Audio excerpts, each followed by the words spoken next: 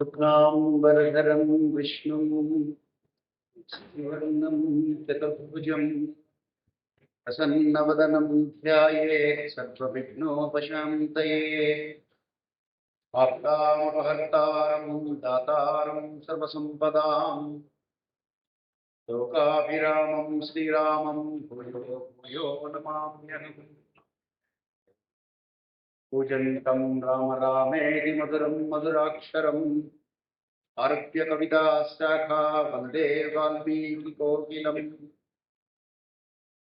वागर्धाविव सम्पृक्तौ वागर्धप्रतिपत्तये जगतः पितरौ वंदे पार्वती परमेश्वरम्। श्रुतिस्मृतिपुराणानाम् आलयं करुणालयं नमामि भगवत्पादशङ्करं लोकशङ्करम्। सदाशिवसमारम्भां व्यासशङ्करमध्यमाम् अस्मदाचार्यपर्यन्तां वन्दे गुरुपरम्पराम्। गुरुर्ब्रह्मा गुरुर्विष्णुः गुरुर्देवो महेश्वरः गुरुसाक्षात् परब्रह्म तस्मै श्रीगुरवे नमः। హనుమత్ స్వరూపమైనటువంటి సభకు సాంజలిబద్ధ ప్రణామాలతో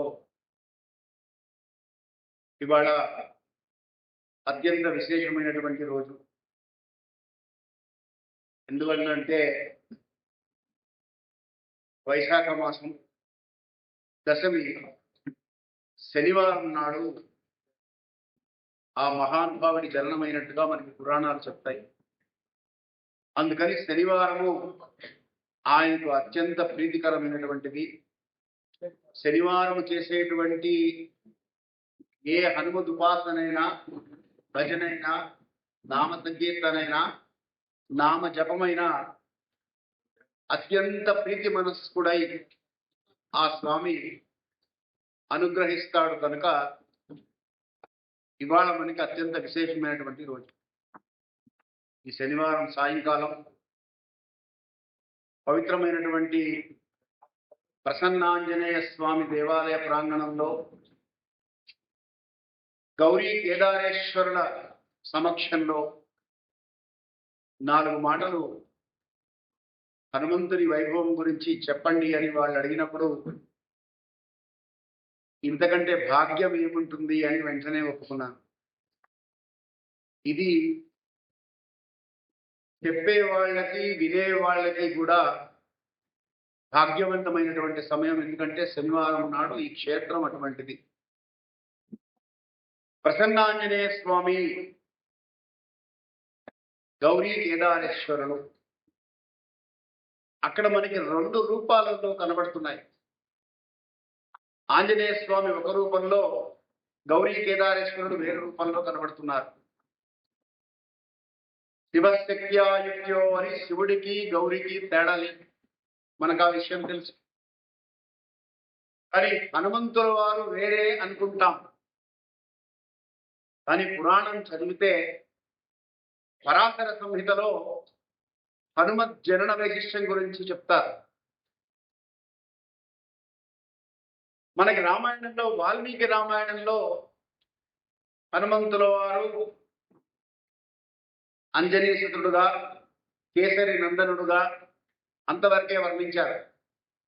కానీ ఆయన అసలు ఎలా పుట్టారు అనేటువంటి విషయం మనకి పద్మపురాణంలో కనబడుతుంది, పరాశర సంహితలో వివరంగా కనబడుతుంది. ఎప్పుడైతే రామాయణంలో దుష్ట రావణ సంహారం కొరకు రామచంద్రమూర్తిగా అవతరించవలసినటువంటి సమయం ఆసన్నమైంది అని దేవతలందరూ విష్ణు భగవానుని ప్రార్థన చేస్తారో అప్పుడే ఆ సమయంలోనే కూర్చొని కళ్ళు మూసుకొని కైలాసంలో పరమేశ్వరుడు ధ్యానం చేస్తున్నాడట. చాలాసేపు అయింది. పార్వతీదేవికి కాఫీ ఇస్తే నువ్వు జపం చేసుకుంటూ కూర్చుంటావేంటయ్యా, కాఫీ చల్లారిపోతుందని భార్య అన్నట్టుగా పార్వతి కూడా ఏమిటి ఈయన ఇంతసేపు జపం చేస్తున్నారు, ఎవరి గురించి చేస్తున్నారు అని ఆసక్తి పెరిగింది. పెరిగి ఆవిడ అడిగిందట, స్వామి ఇందాక నుంచి చూస్తున్నాను మీరు అన్య మనస్కులుగా ఉండి జపం చేసుకుంటున్నారు. ఏం చేస్తున్నారు అంటే శ్రీరామ రామ రామేతి రమే రామే మనోరమే సహస్రనామ తత్తుల్యం రామనామ వరాననే అని అప్పుడు చెప్పారు పరమేశ్వరుడు. నేను శ్రీరామ రామ రామ ఇది రమే రామే మనోరమే అంటే ఓ మనోరమ అంటే నా మనస్సుకు రమ్యమును కూర్చున్నటువంటి సాధ్వి కదా ఆవిడ. అందువల్ల ఓ మనోరమ రమే రామే రామనామములో రమిస్తున్నాను. కాబట్టి శ్రీరామ రామ రామ ఇది రమే రామే మనోరమే. ఈ రామ రామ రామ అంటే సహస్రనామ తత్తుల్యం. విష్ణు సహస్రనామంలో ఉన్నటువంటి నామములన్నీ కూడా రామాయణ చరిత్రలో మనకి కనబడతాయి. ఆ పేర్లన్నీ కూడా రాముడు ఆచరించి చూపించాడు. కాబట్టి త్రిపురాసుర సంహారంలో నాకు బాణమై సహకరించినటువంటి విష్ణువు రాముడుగా జన్మించబోతున్నాడు. కాబట్టి నేను కూడా ఆయనకి సహకారం అందించడానికి సుందర శుభగ శ్రీమాన్ హనుమాన్ మారుతాత్మజ అంటుంది పద్మపురాణం. హనుమాన్ అంటే ఉబ్బినటువంటి దవడలు కలవాడు అని అర్థం. ఎలా ఉబ్బినాయో మనకి హనుమత్ చరిత్రలో బాల్యంలో హనుమంతుల వారు బాలార్క బింబమును ఫలముని తలచి అన్నమయ్య గారు రాశారు కీర్తన. మంగాంబుది హనుమంత శ్రీచరణ మందరింపు హనుమంత అని బాలార్క బింబమును ఫలముని తలంచి ఎగిరినప్పుడు ఇంద్రుడు కొట్టాడు. ఆ కొట్టినప్పుడు దవడలు వాచినాయి. అక్కడి నుంచి ఆయన హనుమంతుడుగా పేరు పొందాడు అనేటువంటి విషయం మనకు తెలుసు. ఉబ్బినటువంటి దవడలు కలవాడు అనేటువంటిది పేరెందుకు అవుతుందండి? బాగా పొడుగ్గా ఉండే ఆయన, అది లక్షణం కదా. పొట్టిగా ఉండే ఆయన, లావుగా ఉండే ఆయన, సన్నగా ఉండే ఆయన, ఇవన్నీ లక్షణాలు. ఆయన పేరు కాదు. ఆయన పేరేంటి అంటే పద్మపురాణంలో మనకి ఈశ్వరుడు చెప్పాడు, సుందర శుభగ శ్రీమాన్. సుందరుడు ఆయన, ఆయన పేరు సుందరుడు. కేసరి నందనుడు గనక కే సుందరుడు. తమిళనాడు వాళ్ళు ఎవరన్నా ఉంటే తమిళ సాంప్రదాయం ప్రకారంగా కే సుందరుడు, కే సుందర్ అంటారు. సుందరరాజన్ వరదరాజన్ గారు అబ్బాయి బి సుందరరాజన్ అవుతాడు. సుందరరాజన్ గారు అబ్బాయి రామరాజన్ అయితే కనుక ఆయన ఎస్ రామరాజన్ అయిపోతాడు తమిళ సాంప్రదాయం ప్రకారంగా. కానీ అసలు ఆయన పేరు సుందరుడు. అందుకని మనకి రామాయణంలో వాల్మీకి మహర్షి బాలకాండ మీకు ప్రారంభం చేస్తే కాండల పేరు చూసినప్పుడు బాలకాండంతా రాముడి యొక్క బాల్యం గురించి ఉన్నది. అయోధ్యకాండంతా అయోధ్య గురించి ఉన్నది. అరణ్యకాండంతా అరణ్యవాసం గురించి ఉన్నది. కిష్కింధకాండంతా కిష్కింధ గురించి ఉన్నది. హనుమత్ వైభవం అంతా సుందరకాండని ఎందుకు పెట్టారు పేరు అంటే ఆయన పేరు సుందరుడు కనుక. అందుకని దానికి సుందరకాండని పెట్టారు. లేకపోతే హనుమత్ కాండని పెట్టచ్చు కదా, పెట్టలేదు. ఎందుకంటే ఆయన సుందరుడు కాబట్టి. ఆయన పేరు సుందరుడు. సుందర శుభగా. భగ అంటే ఐశ్వర్యము. భాగవతంలో దానికి నిర్వచనం చెప్పారు. భగవంతుడు భగవంతుడు భగవంతుడు భగవంతుడు అంటూ ఉంటాం మనం. కాబట్టి భగవంతుడు అంటే అసలు ఎవరు భగవంతుడు అంటే ఎవరి దగ్గరైతే తరగని ఐశ్వర్యం ఉంటుందో, అంబానీ గారి దగ్గర ఉంది కదండి. అంటే 2 రాష్ట్రాలలో పనిచేస్తే అయిపోతుంది ఆయన సంపద, మిగతా వాళ్ళ దగ్గర లేదు. ఐశ్వర్యస్య సమగ్రస్య వీర్యశ్చ యశ శ్రియ జ్ఞాన వైరాగ్యశ్చయో షణ్ణాం ఇది భగీరథ అని భగశబ్దానికి అర్థం చెప్పింది భాగవతం. అంటే సమగ్రమైనటువంటి ఐశ్వర్యం మీకు ఇచ్చాడు కదా, నా దగ్గర లేదంటాడేమో అని సందేహం లేదు ఆయన దగ్గర. మీకు ఇచ్చింది మీకు ఇస్తాడు, నాకు ఇచ్చేది నాకు ఇస్తాడు. ఎంతమంది అడిగితే అంతమందికి ఇవ్వగలడు, ఎంత ఇవ్వదలుచుకుంటే అంత ఇవ్వగలడు ఆయన. అంతులేని ఐశ్వర్యం కలిగినటువంటి వాడు, భగ శబ్దానికి అతి. అందుకని సుందర సుభగ శ్రీమాన్, శ్రీమంతుడు అంటే సంపదలు కలిగినటువంటి వాడు, కలిగించేటువంటి వాడు. అష్టసిద్ధి నవనిధికే దాత అసవర దిహ జానకి మాత అంటే మనకు కలిగించేటువంటి అష్టసిద్ధులు ఆయన కలిగించగలడు కనుక సుందర సుభగ శ్రీమాన్.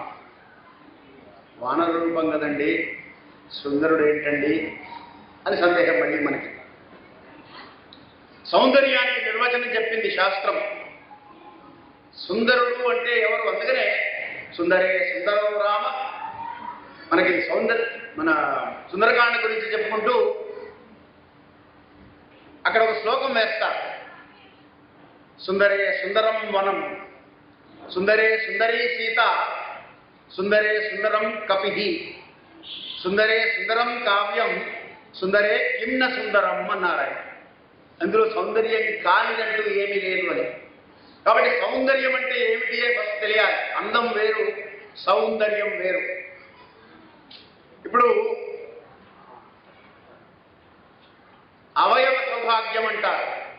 అందంగానే ఉంటారు కానివ్వండి, కొంచెం ముక్కు కొద్దిగా పొడుగుంటుందండి. అంటే ఏమిటి అర్థం? సౌందర్యం లేదు, అందం ఉండదని అర్థం. ఏ అవయవం ఎక్కడ ఉండాలో, ఎలా ఉండాలో, ఎంత ఉండాలో అంత ఉంటూ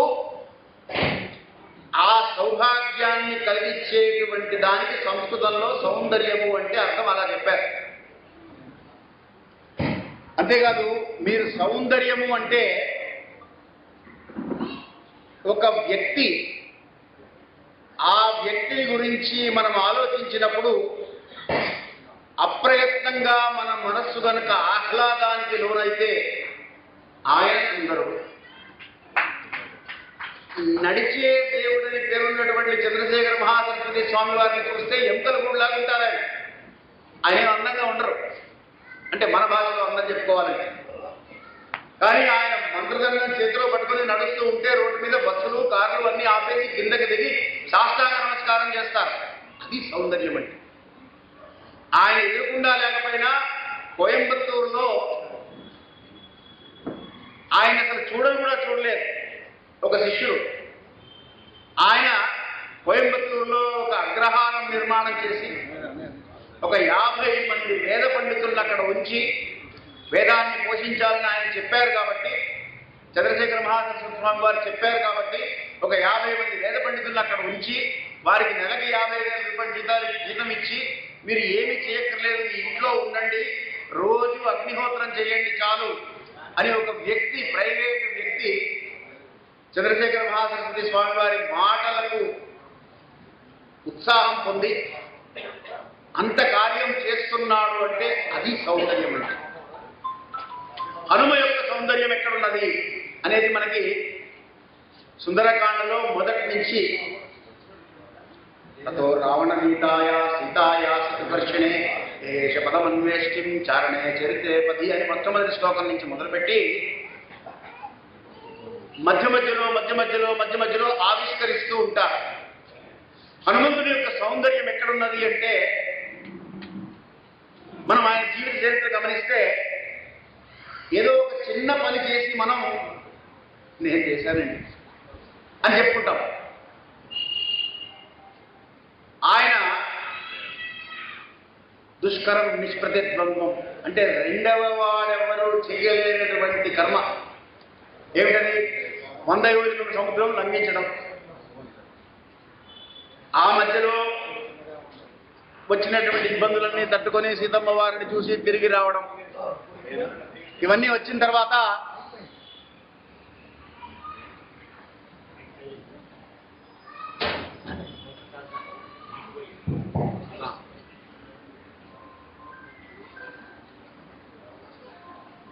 దాసోహం కోసలేంద్రస్య అని చెప్పుకున్నారు. రామ కార్యం మీద వెళుతున్నాను అని చెప్పారు. రాముడి పనే చేస్తున్నానని చెప్పారు. రాముడి కోసమే వెళుతున్నానని చెప్పారు. ఎలా వెళుతున్నాను? యథా రాఘవ విముక్తస్య రాముడి యొక్క బాణం ఎలా వెళ్తుందో శరమని స్వహ గచ్చేదేతద్గమిష్యామి లంకాం రావణ పాలితం. అంటే నేనుగా వెళ్ళడం లేదు, రాముడు వదిలినటువంటి బాణమై వెళ్తున్నాను, అంటే రాముడి యొక్క అనుగ్రహంతో వెళ్తున్నాను.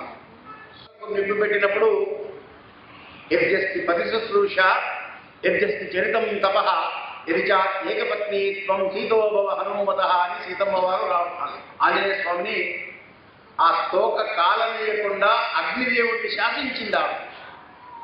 నాగ్నిరగ్నో ప్రవర్తతే అని హనుమంతుల వారు తెలుసుకున్నారు. ఇది చల్లగా ఉండేది అనుకొని ఇది అమ్మవారి అనుగ్రహం.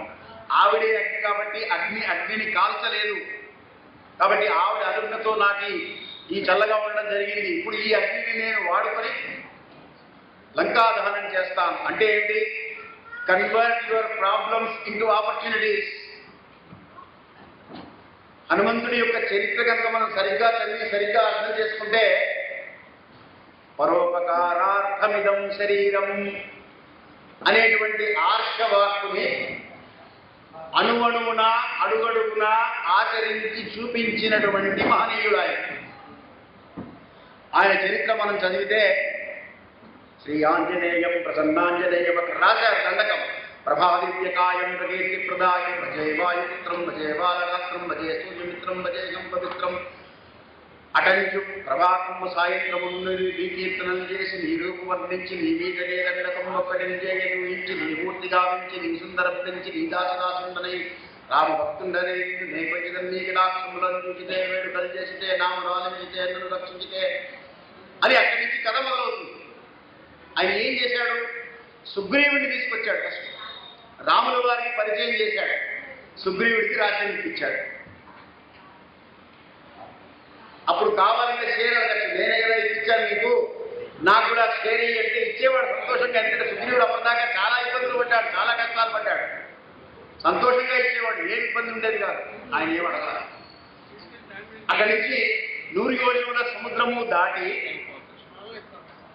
సీతమ్మ వారిని చూస్తారు. అక్కడ మళ్ళీ మహర్షి వాల్మీకి అద్భుతమైనటువంటి మాటలు వాడారండి. దగ్గర దృష్టి మధ్య దాక్ష్యం అన్నారు. 4 లక్షణాలు ఉన్నాయి హనుమంతుల వారి దగ్గర. ఏమిటా 4 లక్షణాలు అంటే ధృతి అంటే ఫస్ట్ డిటర్మినేషన్ కావాలి. ఇది మనకి మామూలుగా డే టు డే లైఫ్లో కూడా పనికొస్తుంది. ఏదైనా పని చేయాలంటే ముందు డిటర్మినేషన్ కావాలి. ఆరంభింపరు నిత్యమానవులు విజ్ఞాన సంతృప్తులై ఆరంభించి పరిత్యజించులు మధ్యములు విఘ్నంతోతులై అని విఘ్నం కలుగుతుందేమో అని భయపడి మధ్యలో వదిలేస్తుంటారు. అసలు మొదలై పెట్టరు. కానీ మొదలు పెట్టాలి అంటే డిటర్మినేషన్ కావాలి. ఆ ధృతి ఏమిటా డిటర్మినేషన్ హనుమంతుల వారికి ఉన్నది? యథా రాఘవ వినిర్ముక్త శరస్సు. ఇందాక చెప్పాను కదా శ్లోకం, రాముడు వదిలే బాణంలాగా వెళ్తాను, లంకకు వెళ్తాను, వెళ్ళి లంకలో చూస్తాను, అక్కడ సీత కనబడితే సరే, లేకపోతే ఆ రావణుడిని తీసుకొని వచ్చి రాముడి కాళ్ళ దగ్గర కట్టేసి తెచ్చి పడేస్తాను. అప్పుడు ఇంకా ఎగరం కూడా ఎగరదు. 100 యోజనములు ఎగరగలవా లేదా అనేటువంటి చర్చ జరిగిన తర్వాత హనుమంతుల వారి దగ్గరికి వచ్చి జాంబవంతుడు చెప్పాడు, నువ్వు ఎగరగలవయ్యా, నువ్వు అంత చక్కగా మాట్లాడగలవని ఇవాళ చూశాను ఆయన హరిప్రసాద్ గారు. ఆయన చక్కగా మాట్లాడారు. సో అలాగా చెప్తారు. జాంబవంతుడు చెప్పాడు ఆయన, నువ్వు ఎగరగలవు అని. అప్పటిదాకా ఆయన ఎగరగలను అనుకోలేదు. కానీ డిటర్మినేషన్ మాత్రం వచ్చేసింది. ఎందుకు వచ్చింది? రాముడి మీద ఎత్ర ఎత్ర రఘునాథ కీర్తనం తత్ర తత్ర కృతమస్తకాంజలి. ఆయన స్తోత్రం చేస్తే ఆయన కనబడతాడని చెప్పలేదండి. హనుమాన్ చాలీసా చేస్తే హనుమంతుడు వస్తాడని చెప్పలా. కుమరే భజన రామకోపావై జన్మ జన్మకే దుఃఖవిసరా. నీ భజన చేస్తే రాముడు లభిస్తాడయ్యా. ఎందుకు? ఆయనకేం లేదు. నాహం కర్త హరిహి కర్త, అది ఆయన ఫిలాసఫీ. కాబట్టి తాను ఎంత సాధించినా ఎలా అణిగి ఉండాలి, ఎంత ఎత్తు ఎదిగినా ఎలా తగ్గి ఉండాలి, ఎలా ఒదిగి ఉండాలి అనేటువంటిది హనుమంతుల వారి జీవిత చరిత్ర నుంచి మనం తెలుసుకోవాలి. కాబట్టి ధృతి. రెండవది దృష్టి. దృష్టి అంటే విజన్. మన భాషలో చెప్పుకోవాలంటే yes I'm going to go, I'm going to do, I'm going to get it. అంతే, రెండు ఆలోచన లేదు. అవుతుందా కాదా సంశయాత్మ వినశ్యతి అంటుంది భగవద్గీత. సందేహాలు పెట్టుకున్నామా ఏ పని సాధించలేము. నా వల్ల అవుతుంది అనేటువంటి నిశ్చయాత్మకమైనటువంటి బుద్ధితో ఏ పని చేసినా సాధిస్తా ఉంటాం. కాబట్టి ధృతిర్దృష్టి, మతిర్దాక్ష్యం, మూడవది మతి అంటే బుద్ధి. బుద్ధిర్బలం, యశోధైర్యం, నిర్భయత్వమరోగత, అజాడ్యం, వాక్పటుత్వం చ హనుమత్ స్మరణాత్ భవేత్, హనుమత్ చరణాత్ భవేత్. మనకు లభించేటువంటి అష్టసిద్ధులు ఏమిటి అంటే బుద్ధి, బలము, యశ, ధైర్యము, నిర్భయత్వము. సుగ్రీవుడు భయపడుతూ భయపడుతూ భయపడుతూ ఉన్నాడు. చూసి చూసి చూసి ఒకసారి చివాట్లు పెట్టాడు హనుమంతుడు వారు. ఊరికి ఎందుకయ్యా భయపడతావు? ఋష్యమేరు పర్వతానికి వాలి రాలేదు, ఆయనకి శాపం ఉన్నది, మతంగ మహాముని శాపం. కాబట్టి ఇక్కడికి రాడు, ఇక్కడికి వస్తే తలవలిగిపోతుంది అంటాడు. కాబట్టి నువ్వు ఊరికే భయపడకు, వాళ్ళు ఎవరో వస్తున్నారు, వాళ్ళ గురించి నువ్వు భయపడతాను, నేను ఎన్ని మాట్లాడొస్తానని ధైర్యం చెప్పాడు. నిర్భయత్వము హనుమత్ ఉపాసన చేసేటువంటి వారికి ఆటోమేటిక్గా కలుగుతుంది. అందుకనే రామాయణ చరిత్ర, రాముడి చరిత్ర అంతా మనం చూస్తే భయగ్రస్తైనాసన, విష్ణు సహస్రనామంలో వచ్చే నామాలు. భయం కలిగించేటువంటి వాడు ఆయనే, పోగొట్టేటువంటి వాడు ఆయనే. కాబట్టి ఈ హనుమంతుల వారి జీవిత చరిత్ర మనం చదివితే ప్రతి సన్నివేశంలో కూడా మనకి ఒక సందేశం మనకు అందిస్తూ ఉంటారు ఆయన. ధృతిర్దృష్టిర్ మతిర్దాక్ష్యం అన్నాం. మతి అనేది బుద్ధి. ఎక్కడ వాడారు బుద్ధిని? సురస దగ్గర వాడారు. ఆవిడ నోరు తెరిచినా కొద్దీ ఈయన కూడా తెరిచి పెద్దగా పెద్దగా పెద్దగా పెద్దగా అయ్యి ఆవిడ నోరు మూయడానికి ఎంత టైం పడుతుందో ఈ లోపల సూక్ష్మ బుద్ధితో సూక్ష్మ శరీరం దాల్చి లోపలికి వెళ్ళి బయటకు వచ్చింది. అయిపోయిందమ్మా, వెళ్ళొచ్చేసాను, బ్రహ్మగారి ఇచ్చిన వరం పూర్తయిపోయింది ఇప్పుడు, కాబట్టి నేను రామకార్యం మీద పెడుతున్నాను, నన్ను ఆశీర్వదించు అన్నాడు. అలాగే 2-3 సందర్భాల్లో వాడారు ఆయన. ఇప్పుడు ఆయన లంకకు వెళ్ళిన తర్వాత సీతమ్మ వారిని చూస్తూ చూస్తూ చూస్తూ చూస్తూ ఫైనల్గా అశోకవనంలో సింసుగా వృక్షం నీడలో తతో మనిన సంవీతాం రాక్షసీ సమావృతాం ఉపవాసకుశాం దీనాం ఒక స్త్రీని చూశారు. మలినమైనటువంటి వస్త్రాలు, రాక్షసులందరూ చుట్టూ ఉన్నారు. ఒక మానవకాంత ఉపవాసము చేస్తూ దీనావస్థలో ఉన్నటువంటి స్త్రీ. వెంటనే ఆయన జంప్ చేసి ఈవిడే స్త్రీ అల్లా, ఈవిడే సీత అల్లే. ఎందుకంటే అంతకు ముందే ఒక చిన్న అనుభవం జరుగుతుంది ఆయనకి. రావణ మందిరంలో చూస్తూ ఉన్నప్పుడు మండోదరిని చూసి సీత అనుకుంటారు. అస్ఫోటయామాన కుటుంబ వృక్షం నందచిక్రీడ జగౌ జగామహ స్తంభాన్ నిరోహాన్ ఉపపాద భూమాన్ నిదర్శయన్ స్వాం ప్రకృతిం కపీనాం అని వాల్మీకి మహర్షి చొరకేశారు స్వామివారి. వాళ్ళు చేశారు కదా అని మనం కూడా చేయకూడదు. వాళ్ళు మహనీయులు, వాళ్ళు దైవస్వరూపులు. వాళ్ళు ఆయన ఏమన్నారంటే హనుమంతుడు వారు రావణ మందిరంలో ఉన్నటువంటి మండోదరిని చూసి సీత అనుకొని ఒక్క నిమిషం పాటు ఆనందపడితే బాగా అలసిపోయినప్పటికీ చాలా మంది చూశారు, కనపడలేదు. ఇక్కడ ఒక ఆవిడ కనిపించింది, తేజస్సుతో ఉన్నది, తేజోరూపమై ఉన్నది, కాబట్టి సీత ఉంటుంది అనుకున్నారు. అనుకుని అస్ఫోటయామాన కుటుంబ పృచ్ఛం, పృచ్ఛం అంటే తోక, తోక ఎత్తి కింద కొట్టారు. కోతికి ఆనందం వస్తే ఏం చేస్తుందంటే తోకను కొడుతుంది. ఆ తోకను తీసి ముద్దు పెట్టుకున్నారు. నందచిక్రీడ జగౌ జగామహ, ఇట్టించి అటు అట్ని ఇటు దూకారు ఆనందంలో. వచ్చిన పని అయిపోయిందండి. స్తంభాన్ నిరోహాన్ ఉపపాద భూమాన్ గౌగౌగా ఎక్కేశారు పైకి, మళ్ళీ దిగేశారు కిందకి. అయిపోయిందండి. దదర్శయన్ స్వాం ప్రకృతిం కపీనాం, కోతి యొక్క లక్షణం అక్కడ ప్రదర్శించారు ఒక్క క్షణం. మళ్ళీ వెంటనే ఆయనే ఆలోచించారు, రాముని సీత ఇటురుండు నాయని అని మన ఎంఎస్ రామారావు గారు చక్కగా తెలుగులో చక్కగా దాన్ని పాడారు అక్కడ. ఆ సందర్భంలో రాముల వారి సీత ఇలా ఉంటుందా ఇక్కడ? కాదు కాదు, నేను తప్పుపడుతున్నాను. వెంటనే బుద్ధి ప్రయోగించి మతి ఆలోచించారు. సరే ఇక్కడికి వచ్చారు. ఇక్కడికి వచ్చిన తర్వాత ఇక్కడ అశోకవనంలో అమ్మవారు కనిపించినప్పుడు దీనంగా ఉంది, మరణి సంహితురాలై ఉన్నది, అన్ని బాగానే ఉన్నాయి. కానీ సీతా కాదా తర్కయామాస సీతేది అంటారు వాల్మీకి వారు. అంటే తర్కముతో ఆలోచించుకొని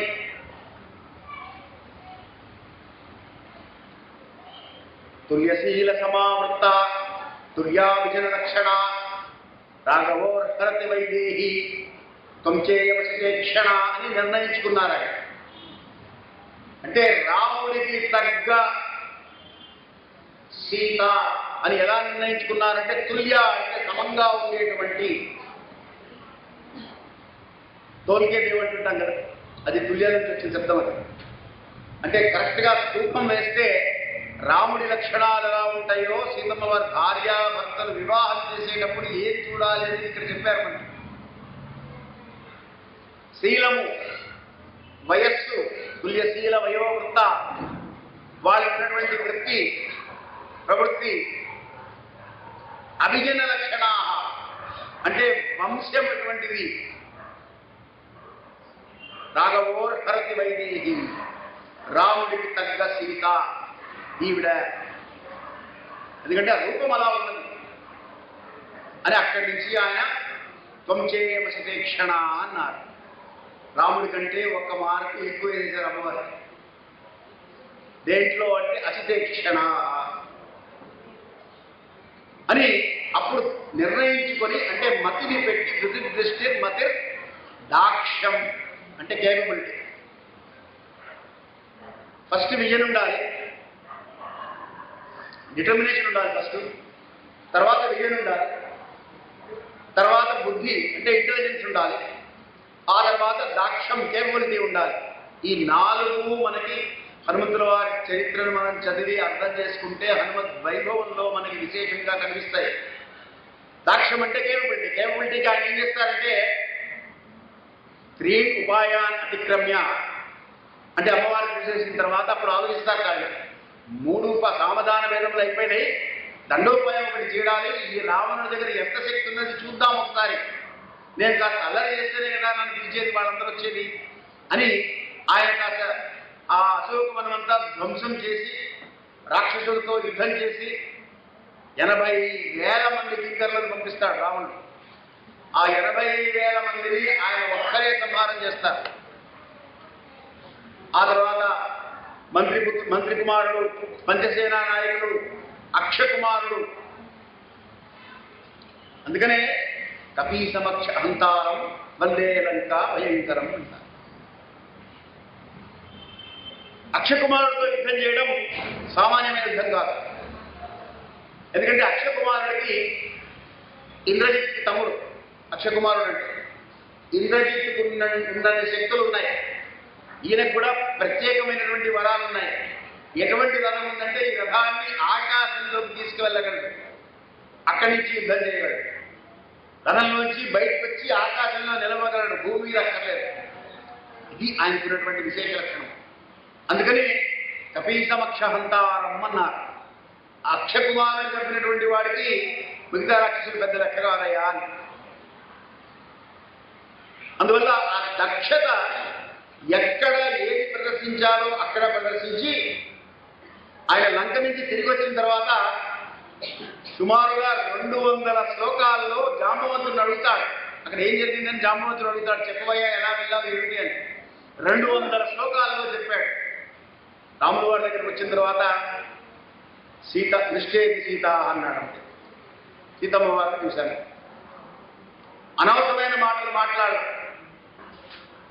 అందుకని ఈ విషయం రాముడికి ముందే తెలుసు. ఫస్ట్ చూసినప్పుడే లక్ష్మణుడితో అంటాడు, ఇలాంటి వాడు ఒక మంత్రిగా మన దగ్గర ఉంటే అన్ని సాధించవచ్చు లక్ష్మణ. అంటే ఎక్కడ మాట్లాడాలి, ఎక్కడ మాట్లాడకూడదు, ఎక్కడ ఎంత మాట్లాడాలి. డిప్లొమసీ ఈ రోజుల్లో మనం నేర్చుకోవాలి అంటే సుందరకాండ చెప్తే డిప్లొమసీ అర్థమైంది.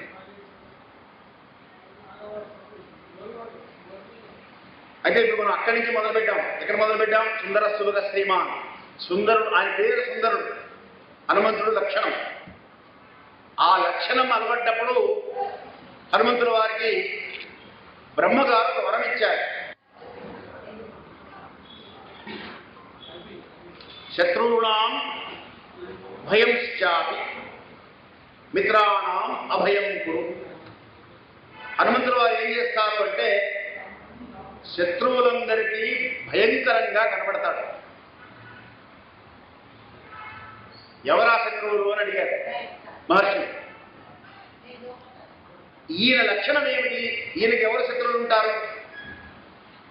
ఎవరైతే రామ నింద చేస్తారో, ఎవరైతే దైవ నింద చేస్తారో, ఎవరైతే వేద నింద చేస్తారో, ఎవరైతే శాస్త్ర నింద చేస్తారో, ఎవరైతే ధర్మ నింద చేస్తారో వాళ్ళంతా ఆయన శత్రువులు. వాళ్ళందరినీ భయపెడతాడు. ఎవరైతే వేదాన్ని, శాస్త్రాన్ని, దైవాన్ని అనుకూలంగా ఉంటారో వాళ్ళందరికీ అభయం కురు. ఇది బ్రహ్మగారిచిన వారు. ఎందుకు? ధర్మమునందు అనురక్తుడై ఉన్నాడు ఆయన. రాముడికి అనుగాయుడుగా ఉన్నాడు అంటే రామో విగ్రహవాన్ ధర్మ. కాబట్టి రాముడు అంటే ధర్మమే. కాబట్టి రాముడి యొక్క అనుగాయుడుగా ఉన్నాడు కనుక ధర్మమునందు పట్టుకుని ఉన్నాడు ఆయన. అందువల్ల ఎవరైతే ధర్మమునందు పరాయణుడై ఉంటారో వాళ్ళకి అభయాన్ని ఇస్తాడు. ఇప్పుడు మనం వాయుపుత్రుడు అంటున్నాము, వాయుపుత్రుడు అని. అంటే హనుమంతుల వారికి నిజానికి ఒక రూపము లేదు.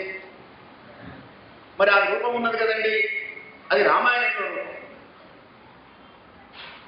ఎత్ర ఎత్ర రఘునాథ కీర్తనం తత్ర తత్ర కృతమస్తకాంజలి బాష్పవారి పరిపూర్ణలోచనం మారుతం నమత రాక్షసాంతం. ఎక్కడ రామాయణ రామకథ జరుగుతూ ఉంటే, రామనామం వినబడుతూ ఉంటే, రామనామం చెబుతూ ఉంటే ఇక్కడ కూడా కూర్చుంటారు స్వామి. ఎక్కడ రామనామం జరుగుతూ ఉంటే అక్కడికి వచ్చి కూర్చుంటారు. ఒకేసారి 1000 చోట్ల 10,000 చోట్ల కూర్చోగల సమర్థత కలిగింది ఏమిటి అంటే అన్ని చోట్ల వీచేదేమిటి? వాయువు. కాబట్టి వాయువు రూపంలో స్వామి అన్ని చోట్ల ఉంటారు. అందుకని మీకు అభయాంజనేయ స్వామి, పంచముఖ ఆంజనేయ స్వామి, అలాగే ప్రసన్నాంజనేయ స్వామి అని రకరకాల రూపాలు ఉన్నాయి. ప్రసన్న ఆంజనేయుడు అంటే ఎవరు? ఆ ప్రసన్న అనే శబ్దానికి అర్థం సంస్కృతంలో దయగలిగినటువంటి వాడు అర్థం. శుక్లాంబరధరం విష్ణుం శశివర్ణం చతుర్భుజం ప్రసన్నవదనం ధ్యాయేత్ అంటున్నాం. ఎవరిని? విష్ణుమూర్తిని అంటాం. ప్రసన్నవదనం గణపతిని అంటాం. హనుమంతుల వారిని ప్రసన్న రూపం అంటున్నాం. ఆ ప్రసన్న అనే శబ్దానికి ఏమిటి అంటే దయ. జాలి వేరు, దయ వేరండి. జాలి అంటే అయ్యో పాపం అలా ఉన్నాడు ఆయన, రోడ్డు మీద వెళ్తూ ఉంటాం, ఎవరో బిచ్చగాడు ఉంటాడు, చూస్తాం,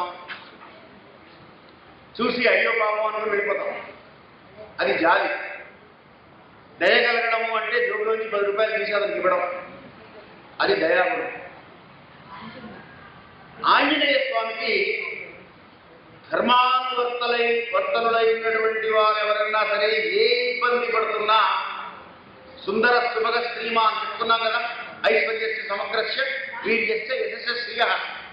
ఐశ్వర్యంలో కానీ, వీర్యంలో కానీ, ధైర్యంలో కానీ, కీర్తిలో కానీ, సంపదల్లో కానీ, జ్ఞానంలో కానీ, వైరాగ్యంలో కానీ ఎక్కడ ఎవరు ఇబ్బంది పడుతున్నా వెంటనే ఆయన దయతో అనుగ్రహిస్తాడు. కాబట్టి ప్రసన్నాంజనేయ స్వామి అన్నారు. ప్రసన్న శబ్దానికి ఇంకొక మాట కూడా చెప్పింది. అదేమిటి అంటే ప్రేమ స్వరూపం. అంటే మనకి ఎవరి పట్లయితే ప్రేమ ఉంటుందో వాళ్ళకి మన సర్వస్వం ఇవ్వడానికి సిద్ధపడతాం. అలాగే హనుమ కూడా ఎవరైతే ఆయన ధ్యానం చేస్తున్నారో, శ్లోకం చేస్తున్నారో, ధర్మమా ఇంకోటి కూడా చెప్పారు, మీరు ఆయన శ్లోకం కూడా చేయక్కర్లేదు, పారాయణ కూడా చేయక్కర్లేదు, ధ్యానం కూడా చేయక్కర్లేదు, అలా రేపటి నుంచి మానకండి. కానీ మీరు కనుక ధర్మ మార్గంలో ఉంటే చాలు, ఆయన వెనకాల కాపాడుతూ ఉంటాడు. అది ఇంకొక వైశిష్ట్యం. కాబట్టి ఇప్పుడు మనం ఈశ్వరుడు, గౌరీ కేదారేశ్వరుడు, ప్రసన్నాంజనేయ స్వామి వారి ప్రాంగణంలో ఉన్నాం. ఈశ్వరుడు వేరు, హనుమంతుడు వేరు కాదు. ఎందుకు? ఈయనే చెప్పారు కాబట్టి. ఈశ్వరుడే స్వయంగా చెప్పాడు అమ్మవారితో, నేనే హనుమంతుడి రూపంలో రామాయణంలో రాముడికి సహాయం చేయబోతున్నాను కాబట్టి నేను హనుమంతుడుగా పుడుతున్నాను. అందుకని వందే వానర నారసింహ గగరాక్రోడాశ్వ పంచాననం అని పంచముఖ ఆంజనేయ స్వామి. ఈ పంచముఖ ఆంజనేయ స్వామి సజోజాత వామదేవ అఘోర తత్పురుష ఈశాన్ముఖాలు ఉన్నటువంటి ఈశ్వరుడు. ఆయన పంచముఖాలు కలిగినటువంటి వాడే. కాబట్టి ఆంజనేయుడు వేరు, ఈశ్వరుడు వేరు కాదు. అయితే మనం వేరు వేరు రూపాల్లో ఎందుకు చూస్తున్నాం అంటే మానవుడిగా మనకున్నటువంటి ఒక వీక్నెస్. రోజు ఉప్మాయన ఇవాళ వడబెట్టు అంటాం. అదే రూపం చూస్తే మనస్సు నిలవదు. మనస్సు యొక్క లక్షణం. దానికి కూడా మళ్ళీ ఆయనే శరణ పొందాలి. మనోజవం మారుతతుల్య వేగం జితేంద్రియం బుద్ధిమతాం వరిష్టం వాతాత్మజం వానరయూఢ ముఖ్యం శ్రీరామదూతం తిరసాన్నమామి అని ఆయన శరణ పెడితేనే మనస్సును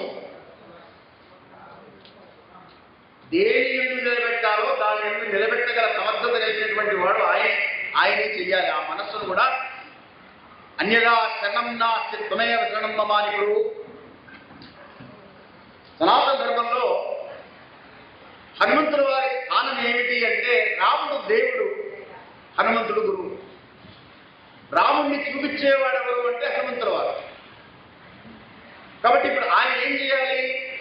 ఆయన్ని ఆశ్రయించినటువంటి వారందరినీ గురువు ఎలా అయితే మార్గదర్శనం చేస్తాడో అలా నీ మనస్సును నిగ్రహించే విధంగా ఆయన చేయాలి. అయితే మనం ఆశ్రయించాలి. గురువుగా మనం ఎవరినైతే ఆశ్రయిస్తామో ఆ గురువు ఆ బాధ్యత తీసుకుంటాడు. మనం ఆశ్రయించకపోతే గురువు బాధ్యత తీసుకోడు. హనుమంతుల వారు కూడా అంతే. అందుకని మనోజవం మారుతతుల్య వేగం అంటే గాలి ఎంత వేగంగా వెళ్తుందో అంత వేగంగా ప్రయాణం చేయగల సమర్థత కలిగినటువంటి వాడు. ఇప్పుడు రావణుడు శక్తి అస్త్రం వేశాడు, లక్ష్మణుడు మూర్చపోయాడు. అక్కడ ఉన్నటువంటి వైద్యులు వచ్చి చెప్పారు, సంజీవిని పర్వతం అని హిమాలయాల్లో ఉంటుంది, తెల్లారి లోపల దాన్ని తీసుకురావాలి. తీసుకొస్తే అక్కడ మృత సంజీవిని మూలికలు ఉంటాయి, విషయకరణి, సంధానకరణి ఇత్యాది మూలికలు ఉంటాయి. తీసుకొస్తే ఇది బతికిద్దామన్నారు. ఎప్పుడో తీసుకొస్తారంటే కుదరదు, అప్పటికప్పుడు వెళ్ళి తీసుకురావాలి. ఎంత వేగంగా వెళ్ళాలంటే ఈయన చెప్పడం ఆలస్యం. ఆయన లేరు, హనుమంతుల వారు అక్కడ లేరు, వెళ్ళిపోయారు. వెళ్ళి అక్కడికి వెళ్ళిన తర్వాత పర్వతం మీద సంజీవిని పర్వతం మీద అవి ఏ ఓషధులు ఎలా ఉన్నాయో అది తెలియలా. వెంటనే ఆ పర్వతాన్ని పిగిలించుకొని తీసుకొని వచ్చారు. తమిళనాడులో మనకి నామగిరి క్షేత్రం కనబడుతుంది. అక్కడ కూడా హనుమత్ దేవాలయం ఉంది. అక్కడ స్థానికంగా ఒక కథ, ఇది పరాధ సంహితలో ఉన్నటువంటి విషయం. మనకి దీంట్లో లేదు, కానీ వాల్మీకి రామాయణంలో లేదు. అమ్మవారు లక్ష్మీ రూపంలో వచ్చి అక్కడ నిలబడుతున్నట్ట. ఈయనకి సాయంకాల సమయం అవుతున్నది, అప్పుడు సంధ్యావందన సమయం అయిందన్నారు. సంధ్యావందన సమయం అవుతున్నది కాబట్టి సంధ్యావందనం చేయాలి. కాబట్టి అక్కడ ఆ పర్వతం అక్కడ పెట్టారని, ఇప్పుడు అది నామగిరి పర్వతం అయిందని దాని కదా. నిజానికి మనకి వాల్మీకి రామాయణంలో లేని అంశాలు కొన్ని వేరే చోట ఉంటాయి. అందుకని వీరు ఇప్పుడు హనుమంతుల వారు తీసుకొని వచ్చి వెంటనే అక్కడ అందిస్తే మళ్ళీ లక్ష్మణుడు మూర్ఛ నుంచి మేలుకున్నాడు. లేకపోతే రామాయణం ఎలా ఉండేదో. రాముడు ఏమయ్యేవాడు, లక్ష్మణుడు లేకపోతే నేను బతకను, నేను ఉన్నాను, నేను చేయనని రాముడంతటి వాడు అస్త్ర సన్యాసం చేసిన పరిస్థితి అక్కడ రామాయణం చేస్తే మనం. రాముడు ఆత్మానం మానుషం మనే రాముడు దశరథాత్మని చెప్పుకున్నాడు. నువ్వు దేవుడు అయ్యా అంటే కాదు, నేను మనిషిని, దశరథుని కుమారుణ్ణి, నేను మనిషినే అని చెప్పేవాడు రాముడు అందరికీ. ఇంద్రుడంతటి వాడు వచ్చి యుద్ధం అయిపోయిన తర్వాత రావణుడంతటి వాడిని సంహారం చేశావు. నువ్వు సాక్షాత్ విష్ణు స్వరూపుడివి. ఇక అయిపోయింది, నువ్వు వచ్చిన పని అయిపోయింది, నువ్వు వచ్చేసే ఇంకా విష్ణులోకానికి, నువ్వు విష్ణుమూర్తిని అంటే కాదు ఆత్మానం మానుషం అనే రామం దశరథాత్మన్నాడు. ఈశ్వరుడు ప్రత్యక్షమని చెప్తాడు ఇంద్రాది దేవతలకు. ఆయనకు తెలియదు, ఇప్పుడు ఆయన విష్ణువు అనే విషయం ఆయనకు తెలియదు. కాబట్టి మనం వెళ్ళిపోదాం, అవతారం పూర్తి అయిన వస్తారు, ఇప్పుడు రాజు తీసుకెళ్ళిపోతారు. అంటే రాముడు కూడా మానవుడుగానే, అంటే మానవుడికి ఎన్ని కష్టాలు ఉన్నాయో అన్ని కష్టాలు అనుభవిస్తూ అలా నడిచినటువంటి వ్యక్తి కనుక రాముడికి తోడుగా ఆంజనేయ స్వామి ఉంటూ ధర్మమునందు అనురక్తుడై ఉన్నాడు కనుక రాముడు ఈ మారుత తుల్య వేగం. ఇప్పుడు హనుమంతుల వారికి సీతమ్మ వారు వరమిచ్చింది. లంకలో ఎప్పుడైతే ఆయన సీతమ్మ వారిని చూసి రాముడి క్షేమ సమాచారం చెప్పినందుకు గిఫ్ట్, రిటర్న్ గిఫ్ట్ అంటుంటాం కదా, అలాగా అమ్మవారు రిటర్న్ గిఫ్ట్ ఇచ్చింది. ఏమిటది అంటే, నిన్ను ఎవరైతే పూజిస్తారో వాళ్ళకి నీ వల్ల అష్టసిద్ధులు కలుగుతాయి. ఆయనకి అంతకుముందే ఉన్నాయి, ఆయనకి అమ్మవారు ఇచ్చింది కాదు, ఆయనకు ఉన్నాయి ఆల్రెడీ. కానీ ఇప్పుడు మనకి ఇవ్వగలరు, మనకి కూడా అష్టసిద్ధులు ఇవ్వగలరు. బుద్ధిర్బలం, నిశోధైర్యం, నిర్భయత్వం, పరోగత, అజాడ్యం, వాక్పటుత్వం చ హనుమత్స్మరణాత్మవేది. 8 సిద్ధులు ప్రారంభదశలో ఉన్నటువంటి వారికి గురుగారు అహిమ, మహిమ, గరిమ, లహిమ, ప్రాప్తి, ప్రాకారం, వశత్వాలు కూడా వస్తాయా అంటే అవి కూడా వస్తాయి. అంతవరకు నువ్వు సాధన చేస్తూ ఉండాలి. సాధన మార్గంలో మనిషి ప్రయాణం మొదలు పెట్టగానే ఈ కాలంలో ప్రత్యేకమైనటువంటి ఒక ఎక్స్క్లూజివ్ ఒక డిపార్ట్మెంట్ ఉన్నది. ఆ డిపార్ట్మెంట్ పేరు కలి డిపార్ట్మెంట్. ఆ కలి డిపార్ట్మెంట్ లో రిక్రూట్మెంట్స్ ఎక్కువ, ధర్మానుష్ఠాన డిపార్ట్మెంట్ లో తక్కువ. దాంట్లో చాలా మంది ఉన్నారు. ఇన్కమ్ ట్యాక్స్ ఆఫీసర్లన్నా వస్తారో రారో కానీ వీళ్ళు మాత్రం ముందు వచ్చేస్తారు. వచ్చి ధర్మం నుంచి ఎలా పక్కకు తప్పించాలా అని చూస్తూ ఉంటారు. అటువంటి వాళ్ళంతా ధర్మ విరోధులు కనుక కలిని దూరం చేయాలి అంటే హనుమంతుడి పాదాలు పట్టుకోవాలి. హనుమంతుడి పాదాలు పట్టుకున్నాము అంటే మన జోలికి కలి రాడు. కలిపురుషుడిని మనం దూరం చేసుకోవచ్చు. అందువల్ల హనుమంతుని యొక్క లక్షణాలు చూస్తే మనం హ్యూమిలిటీ, ఆయనకు ఉన్నటువంటి హంబల్నెస్, జయంతి బలవరామో లక్ష్మణశ్చ మహాబల రాజా జయ సుగ్రీవో రాఘవేణాపాలితం దాసోహం కోసలేంద్రస్య రామస్య కృష్ణకర్మషు హనుమాన్ సైన్యానాం నిహంతామతాబ్జ నరావణ శాస్త్రేతి విద్యే ప్రతిఫలం భవేత్ శిలాదిప్రహత పాదవైశ్యశాస్త్రస అర్థయిత్వాం ప్రీలంకాం అవివాజితమైలి సముదారణోదమిష్యామి మిషతాం సర్వరాక్షసాం అని ఆయన స్వయంగా చెప్పారు. నరావణ సహస్రేషు యుద్ధే ప్రతిఫలం భవేత్. 1000 మంది రావణులు వచ్చినా ఏమి చేయలేరు. శిలాదిప్రహత, కొండలు రాళ్ళు అన్ని వేసి చంపేస్తాను అందరినీ. పాదవైశ్య సహస్రస, 1000 మందిని నా పాదాలకి నొక్కి చంపేస్తాను రాక్షసుని. దహిత్వా పురీలంకా, లంకనంతా దహించి వేస్తా. అవివాజితమైంది. సీతమ్మ వారికి నమస్కారం చేసి ఎట్లా వచ్చానో అట్లా వెళ్ళిపోతా. సముద్రాన్ని గమిష్యామి మిషదాం సర్వరాక్షసాం, రాక్షసులందరినీ సంహారం చేసేసి వెళ్ళిపోతాను. ఇంత చేయగల సమర్థత కలిగినటువంటి వాడు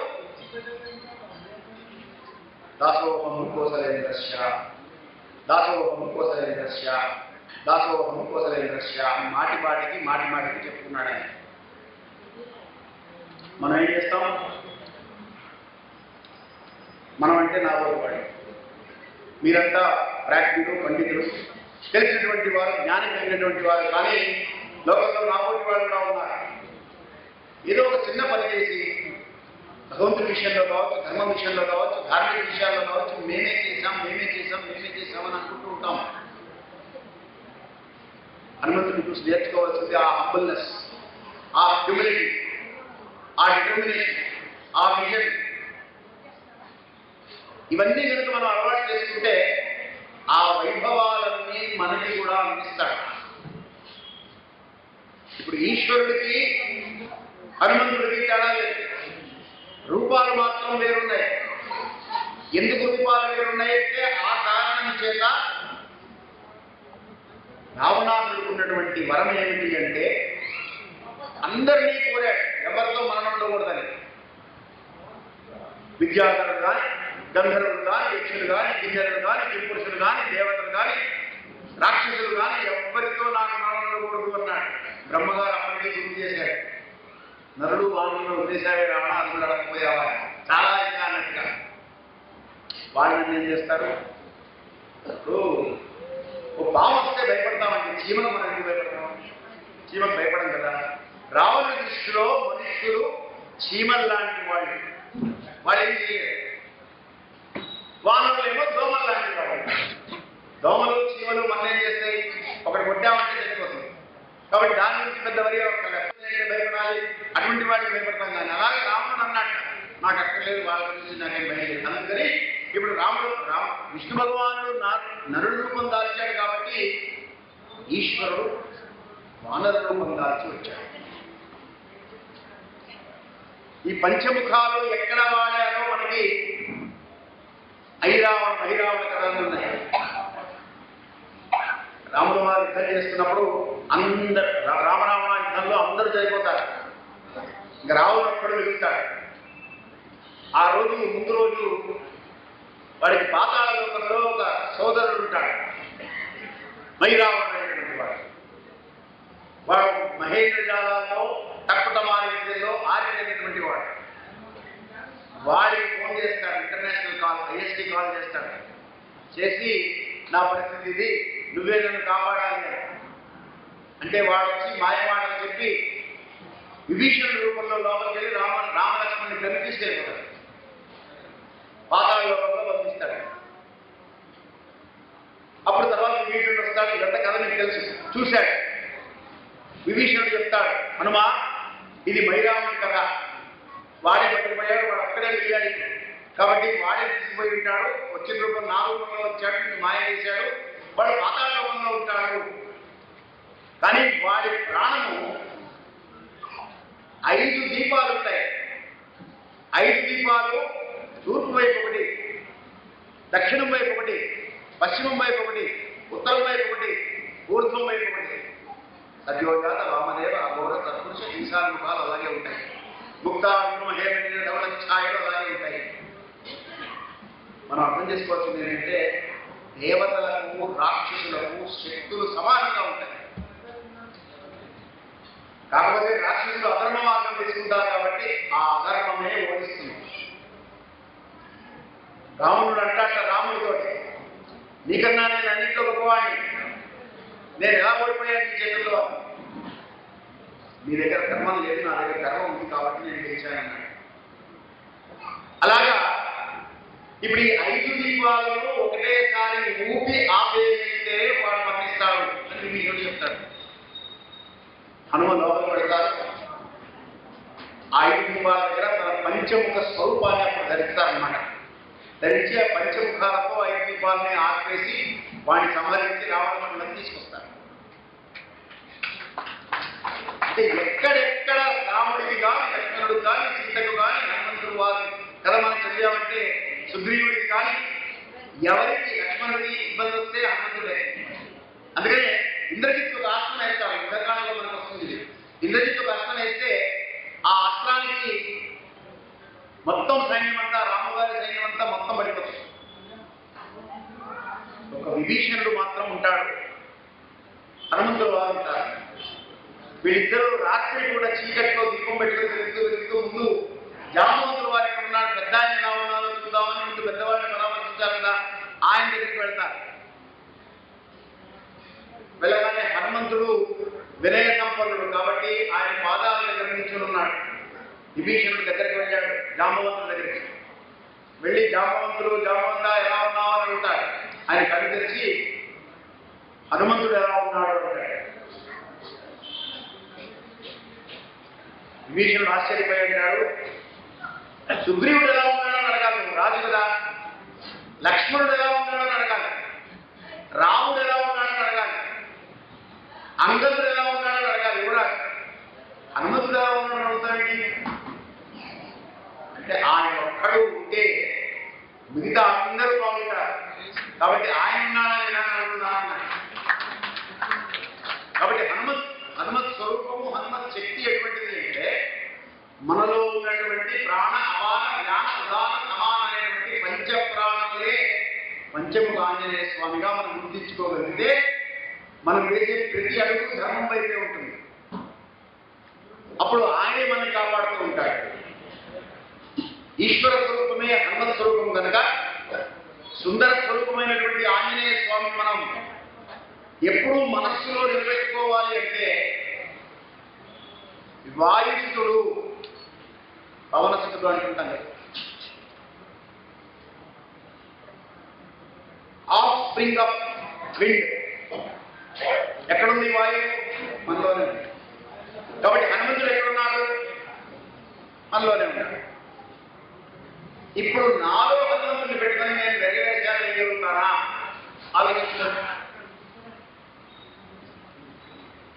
ఈ స్థితికి కనుక మనం రాగలిగితే అప్పుడు ఆయన చేసినటువంటి పారాయణాన్ని కూడా మనకి ఉపయోగపడతాయి. మీరందరూ కోటి హనుమాన్ చాలీసా పారాయణ విశేషంగా చేస్తున్నారని ఇందాక మూర్తి గారు చెప్పారు. చాలా సంతోషం. ఇది మనస్సును నిగ్రహించి ధర్మ మార్గమునందు ఉంచి తద్వారా ధర్మో రక్షత రక్షిత అనేటువంటి ఆ ఫలితాన్ని పొందడానికి ఈ పారాయణ అవసరం. అవి లేకుండా మనకి రిజల్ట్ రావు. ఎందుకంటే ఐహికమైనటువంటి ప్రపంచంలో మనకి బాహ్యమైనటువంటి విషయాలు చాలా ఉన్నాయి. కాబట్టి ఈ పారాయణ ఇలాగే చేసుకుంటూ ప్రసన్నాంజనేయ స్వామి వారి యొక్క అనుగ్రహంతో ఇవాళ నాలుగు మంచి మాటలు మీకు తెలియనివే కాదు, ఇవన్నీ తెలిసినవే, కానీ మంచికి పునరుక్తి దోషం లేదు అంటారు. సత్యం వద ఎన్నిసార్లు వింటారు జీవితంలో, కానీ మళ్ళీ మళ్ళీ చెప్పచ్చు, తప్పు లేదు. కాబట్టి ఏదో నాలుగు మాటలు నాకు తోచినవి, నా అతో మే బుద్ధి ఉత్పన్న అంటారు హనుమంతుడు. నా బుద్ధితో ఆయనే తోపించి చేశారు. ఆ తోసినటువంటి మాటలు నాలుగు మాటలు మీ ముందు పెట్టి మీరందరూ శ్రద్ధగా విన్నందుకు మీ అందరికీ కూడా మరొకసారి ధన్యవాదాలు సమాజంలో అర్పిస్తూ ఈ అవకాశం ఇచ్చినటువంటి యాజమాన్యానికి ఈరోజు మీ అందరితో ఈ సత్సంగం చేసే అవకాశం కల్పించినందుకు వారందరికీ కూడా పేరు పేరున కృతజ్ఞతాంజలులు ఆవిష్కరిస్తూ ధర్మస్య అధర్మస్య ప్రాణినాం విశ్వస్య స్వస్తి ప్రజాభ్యః పరిపాలయంతాం న్యాయేన మార్గేణ మహిషాః గోబ్రాహ్మణేభ్యः శుభమస్తు నిత్యం లోకాః సమస్తాః సుఖినో భవంతు. కాలే వర్షతు పర్జన్యః పృథివీ దేశోऽयं శోభరహితా బ్రాహ్మణాः సంతు నిర్భయాः అపుత్రాः పుత్రిణः సంతు పౌత్రిణः అదనాः సుతనాः సంతు జీవంతు సర్వదశ్చకం